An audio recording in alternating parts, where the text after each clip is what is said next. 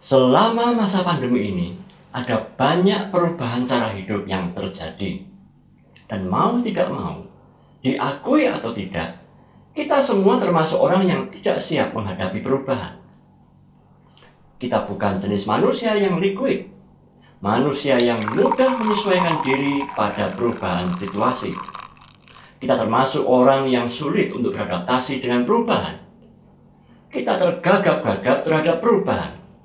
Bahkan setelah sekian lama kondisi pandemi ini terjadi. Mengapa? Sebelum kita menggali kondisi ini lebih lanjut, mari kita bersama-sama berdoa.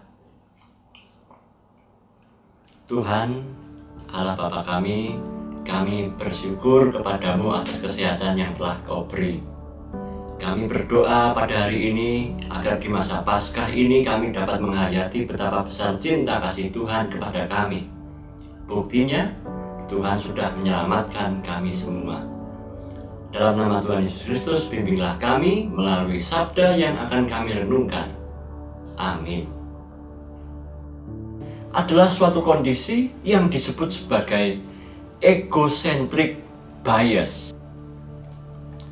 yaitu asumsi rata-rata orang yang merasa bahwa mereka mengerjakan porsi pekerjaan yang paling banyak dibandingkan orang lain dalam suatu tim. Apa jadinya jikalau semua orang juga berpikir dengan cara yang sama, yaitu sayalah yang paling sibuk? Kita mengeluh bahwa kita mengerjakan hampir sebagian besar persentase pekerjaan, sedangkan orang lain hanya bersikap lebih santai daripada saya.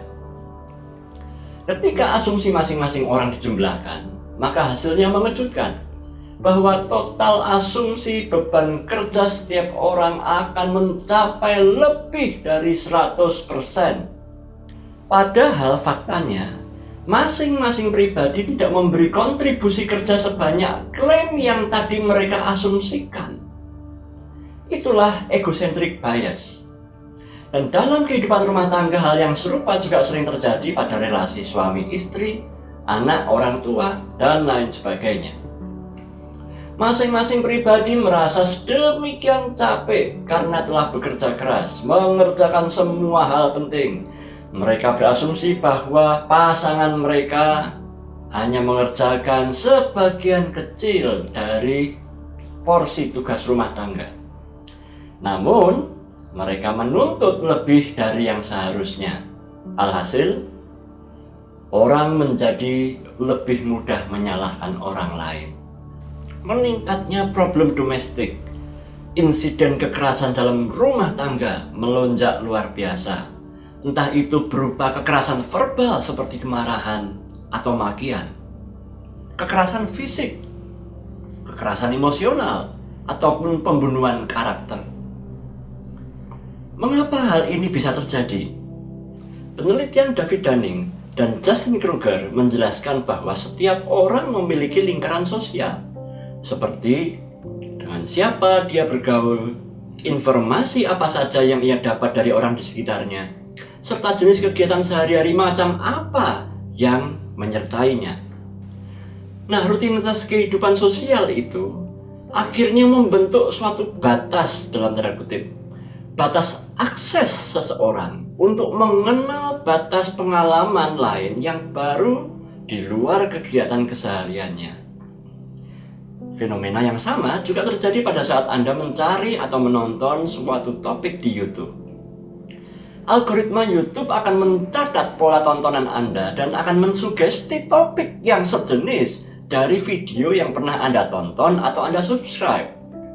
Jadi, ketika Anda pernah nonton saluran tutorial tertentu, traveling tertentu, entah gaming atau musik tertentu, maka algoritma YouTube akan selalu mensugestikan saluran yang serupa dengan itu, bukan yang lain.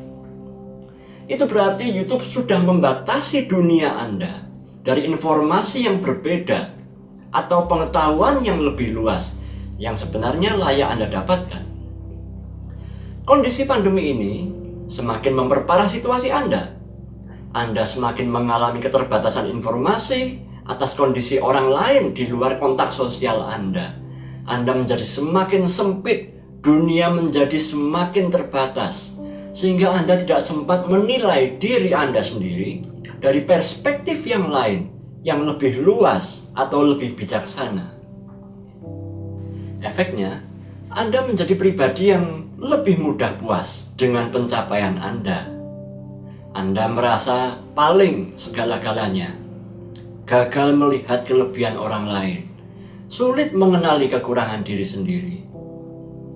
Filipi pasal 2 ayat 2-9 berkata kepada kita, "Hendaklah kamu sehati sepikir, dalam satu kasih, dalam satu jiwa, satu tujuan, dengan tidak mencari kepentingan sendiri atau puji-pujian yang sia-sia. Sebaliknya hendaklah dengan rendah hati yang seorang menganggap yang lain lebih utama daripada dirinya sendiri. Dan janganlah tiap-tiap orang hanya memperhatikan kepentingannya sendiri, tetapi kepentingan orang lain juga. Hendaklah kamu dalam hidupmu bersama menaruh pikiran dan perasaan yang terdapat juga dalam Kristus Yesus, yang walaupun dalam rupa Allah tidak menganggap kesetaraan dengan Allah itu sebagai milik yang harus dipertahankan, melainkan telah mengosongkan dirinya sendiri dan mengambil rupa seorang hamba, dan menjadi sama dengan manusia. Dan dalam keadaan sebagai manusia, ia telah merendahkan dirinya dan taat sampai mati, bahkan sampai mati di kayu salib. Itulah sebabnya Allah meninggikan dia dan mengaruniakan kepadanya nama di atas segala nama." Jadi, apa yang harus kita lakukan pada masa Paskah ini? Yang pertama, menyadari bahwa kita semua punya banyak keterbatasan dalam banyak hal. Dan untuk itu, kita membutuhkan kehadiran orang lain, khususnya Kristus, untuk memperlengkapi kita. Yang kedua, jangan merasa paling hebat, paling repot, paling berjasa, paling bekerja keras, dan paling-paling yang lainnya. Setiap orang punya kerepotannya masing-masing. Untuk itu cobalah berpikir dari sudut pandang orang lain dan cobalah bantu kesulitan mereka. Filipi pasal 2 ayat 3 tadi berkata, "Hendaklah dengan rendah hati yang seorang menganggap yang lain lebih utama daripada dirinya sendiri." Yang ketiga, rendahkanlah dirimu dalam ketaatan tanpa mudah bersungut-sungut, sebagaimana Kristus telah menjadi teladan bagi kita. Filipi pasal 2 ayat 14 hingga yang ke-15 berkata, "Lakukanlah segala sesuatu dengan tidak bersungut-sungut dan berbantah-bantahan, supaya kamu tidak ada beraib dan tiada bernoda sebagai anak-anak Allah yang tak bercela di tengah-tengah angkatan yang bengkok hatinya dan yang sesat ini. Sehingga kamu bercahaya di antara mereka seperti bintang-bintang di dunia." Semoga dengan melakukan ketiga hal tersebut, perspektif hidup Anda menjadi semakin luas, lingkaran sosial Anda menjadi makin tak berbatas, dan Anda makin punya banyak teman, sehingga banyak rezeki dan bantuan akan datang dari berbagai macam penjuru, dan hidup Anda akan semakin berbahagia. Kini kembalilah berkarya dalam hidupmu, arahkanlah hatimu senantiasa kepada Tuhan, jadilah saksi Kristus, dan senantiasa mengucap syukurlah. Kini terimalah berkat dari Tuhan, Allah Sang Sumber Kasih Karunia, yang telah memanggil engkau dalam Kristus Yesus dalam kemuliaannya yang kekal, akan memperlengkapi, akan meneguhkan engkau, menguatkan dan mengokohkan engkau, kini dan selama-lamanya. Amin.